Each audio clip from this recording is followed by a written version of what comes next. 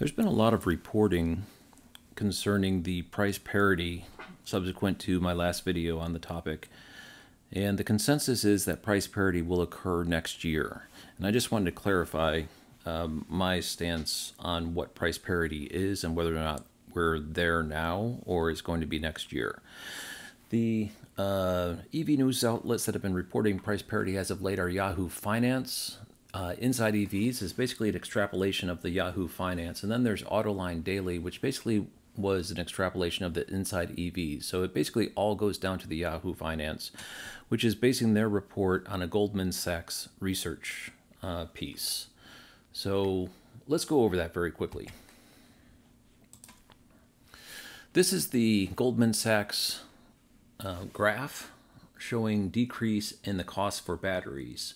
Now, because automotive grade batteries are the largest expense component inside an electric vehicle, their theory is that as long as battery prices continue to decrease, they could estimate when price parity with internal combustion is going to occur. So their research is all focused on that battery pack, the raw materials, the technology efficiencies, and the manufacturing improvements.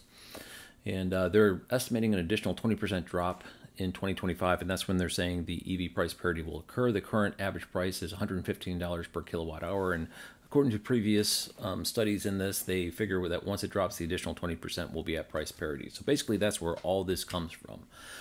And again, the quotes from the Yahoo Finance are further exemplifying the fact that they are looking at the battery pack and how it's manufactured and when it's going to be cheaper than gas cars. You're welcome to pause here and read these quotes from the Yahoo Finance article. It is interesting. Inside EVs mentions how the average Kelley Blue Book transaction in June for ICE was $48,644.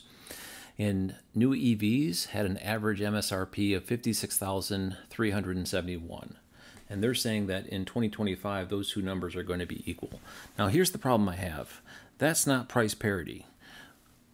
EVs tend to be on the upper echelon of market segments. So, of course, they're going to be more expensive. You can't take an average of the MSRP and compare the two. That's not price parity. Price parity is when I could walk into a Chevrolet dealership and there's a Chevrolet Equinox EV and a Chevrolet Equinox internal combustion, and the two prices are the same for like car. That's price parity. We are at price parity right now, in my opinion. I could walk into a Chevy dealership and a Blazer EV and a internal combustion are right around the same price. That is price parity. Also, in the previous video that I did just a few days ago, I showed how there's a study about the F-150 Lightning and the internal combustion engine F-150, same price. That is price parity. To further exemplify, in the previous slide, talking about how China is already cheaper than gas-powered cars. So in China, they've already moved past parity and EVs are cheaper. To show what that looks like, in Colombia, BYD is offering the yuan for $25,700, undercutting similar cars in the same segment, less than in internal combustion engine cars. So if we're going to argue semantics about the average MSRP and it's not going to occur until 2025, and I get where they're coming from, it's really nuance at this point. We're talking 12 months of difference. My personal opinion is right now we are at price parity, and I guess it depends on your definition of what price parity is. But right now we are at price parity, and it's only going to get less expensive to purchase an EV.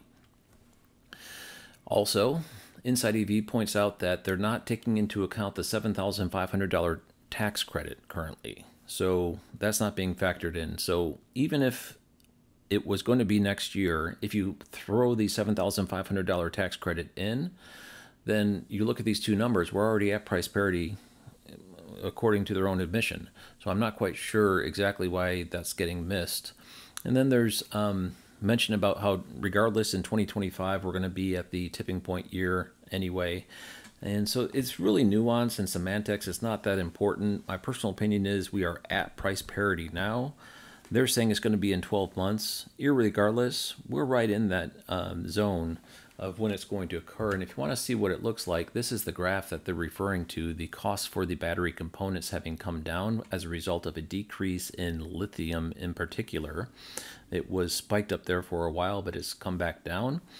Increased technology improvements and manufacturing improvements as well. All these are leading to lower cost for the battery packs for electric vehicles, as has been predicted for a long time. This is Tony Seba's cost curve is basically what this is. And so irregardless of whether it's 12 months from now or it's now, we're basically right in the time where EVs become at price parity with gas cars and then continue to drop in price. There's a lot of press coming out about it right now. Just so happens the Goldman Sachs article was released right after I did my video. And I thought I'd take a moment in order to clarify where that data point is coming from and my personal feeling that we're actually at price parity now. Thanks for watching.